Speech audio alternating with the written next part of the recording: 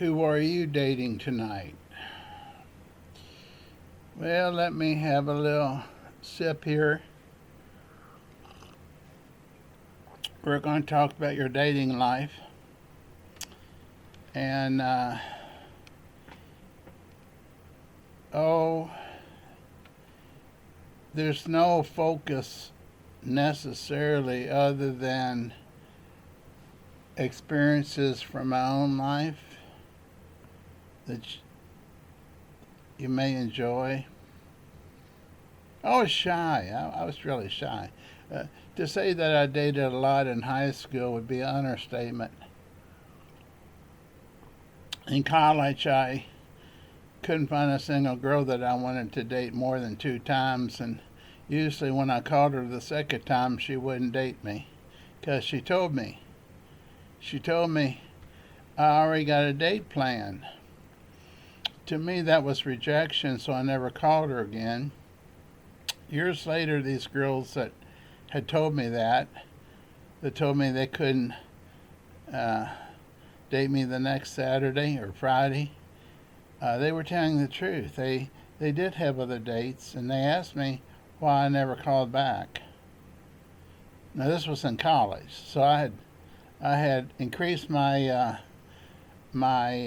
confidence by then, but not that much. So what goes on from there? Okay, I'm going to share something that I didn't even think of. I was writing love poetry books about broken relationships in college. Look me up on Amazon under Jim Wortham. You'll probably see one called Touching You, Touching Me. There were about 7 editions of that. I'll just throw that out. You'll also see 4 newer books made in the last 4 years under the categories of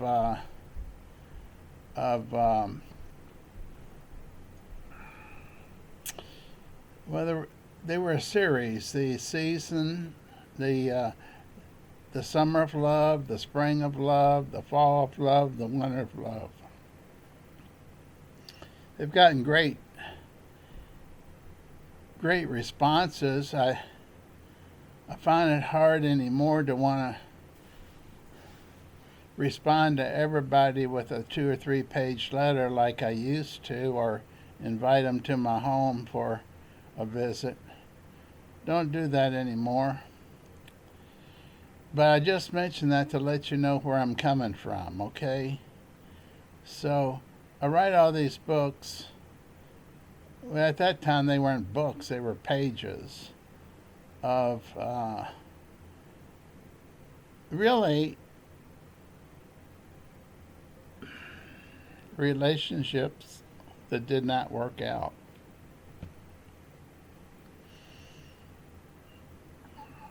I can also say that I was so backward that the aggressive girls wouldn't go out with me again because I was trying to treat them with respect and not come on to them, even though I realized they were coming on to me, but I thought I'd be respectful. And when I called them up for a second date, they would tell me, Jim, you know what you did wrong. I'm not going to date you again. Okay, so what we do here? Let's jump to the good times. And the good times is when I had published about 6 books of love poetry, autographing them in front of bookstores during Christmas time, Valentine's time, Mother's Day time. This one guy comes up to me and he says, do you, almost toward the end of the night, like 9 o'clock, in front of a B. Dalton bookseller, store, which was the biggest ones at that time before Barnes and Noble. B. Dalton bookseller has gone out of business. But he comes up, he says, I got 27 women that I date. Do you have time to autograph and inscribe a special message for each one that's different and sign your name and date it for a Christmas present? Yeah. Yeah. I still have a few IQ points. So yeah, there we go. Spending to 9:30, holding up the bookstore extra half an hour to close.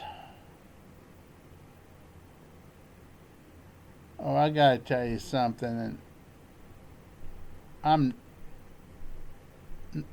normally don't say stuff like this. This one girl,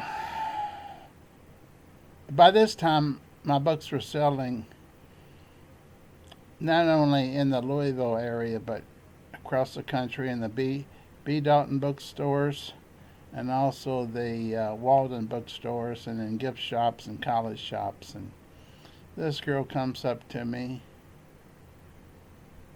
and she says, I've always wanted to meet you.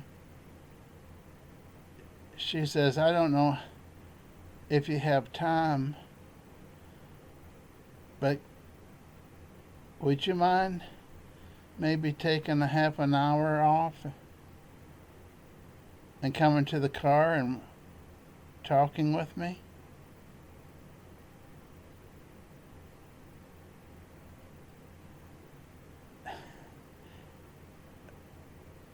I said, I can't do it right now. I found out what I think she meant by that. Now, during this time, I had a open book where people could who had bought my books would sign their name, put their telephone number if they wanted to, and ask if they wanted to be contacted for future books that I wrote. Well, let me tell you, I dated some of those girls. Half are good and half are bad. And what I mean by bad is when I showed up at their apartment, another guy was in there entertaining them. What I mean by good is they cooked a dinner that we shared, and we dated several times until luck and time changed us.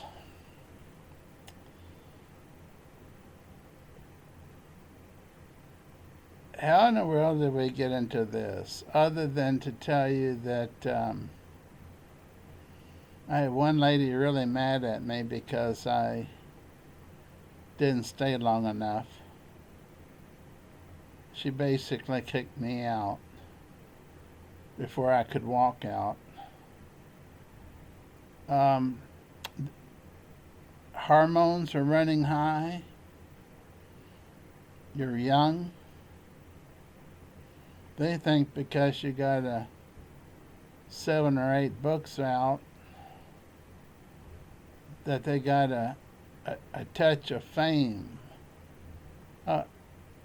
I wasn't famous. My books were selling, but nobody would know.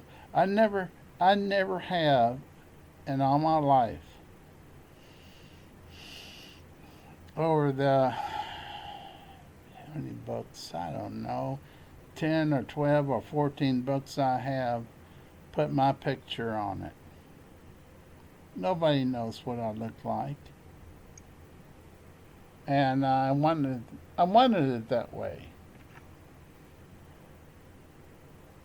But on the back of each book, I put something about myself that I thought was inviting and encouraging to keep reading other books or to contact me. And I did receive a lot of letters each week. Sometimes invitations to Florida and other places to spend a day or two with them. Just to socialize, nothing bad, of course. Those days are gone. Do I get letters now? No. Emails. So many emails that I wish I could turn off the email control, because I can't do anything else if I'm answering their emails. Emails are not seductive. How did you get started?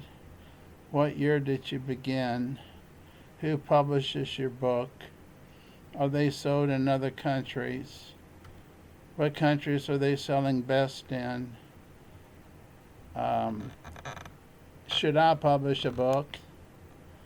Who should I use for a book publisher? These are the type of letters I get every day. Okay. I do the best I can. I wish I had a form letter. If I had their addresses like I used to when there was no internet, I could put a form letter in there with every bit of information they wanted to know and more. Okay, now let's see, what's the topic for tonight? Let me see what we're talking about tonight. I wrote it down on a sheet of paper. Jim discusses tonight.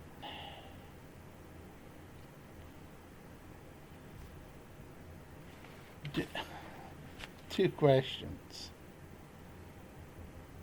Do you really feel like you have to date? And number two, or do you feel like you have to live with someone? I'm not going to give a personal opinion on that on this video, because we've already used up a lot of time. It looks like 13 going on 14 minutes just talking about myself. I tell you why it doesn't work a lot of times. Let me just end it this way. We're going to end it this way. This is going to be a short film. Everyone is different. If you're a guy, every guy is different. Every guy thinks different. Every guy wants different things. If you're a woman, every woman has different needs, different desires, different passions. So that's what makes it so hard for relationships to stick and last. And I want to thank you for listening to this unscripted talk. And I hope I can do this every night. If you like my style, I've got a conversational style that some people like, and some people might like things that are outlined and printed where they can read it and things like that. And I'm liable to tell you the truth from my gut and know it and not even know it the minute before.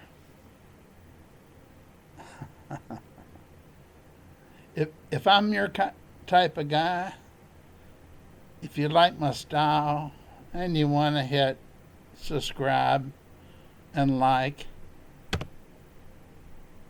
please do. I appreciate it. As you can tell, there's no buttons to push to subscribe, or I'm not that type of guy. You either like me or you don't. It's up to you. I'm not going to put pressure on you with 3 hit subscribes on it. I'm doing this for fun. I'm not doing it for money. You can be sure I don't need the money.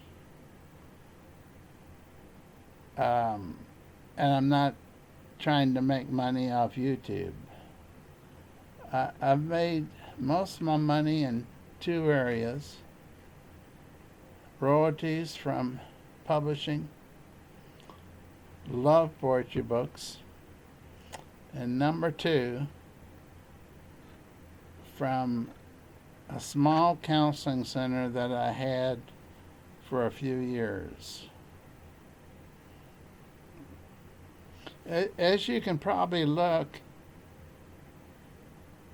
I don't live in a fancy place, so my needs are pretty minimal.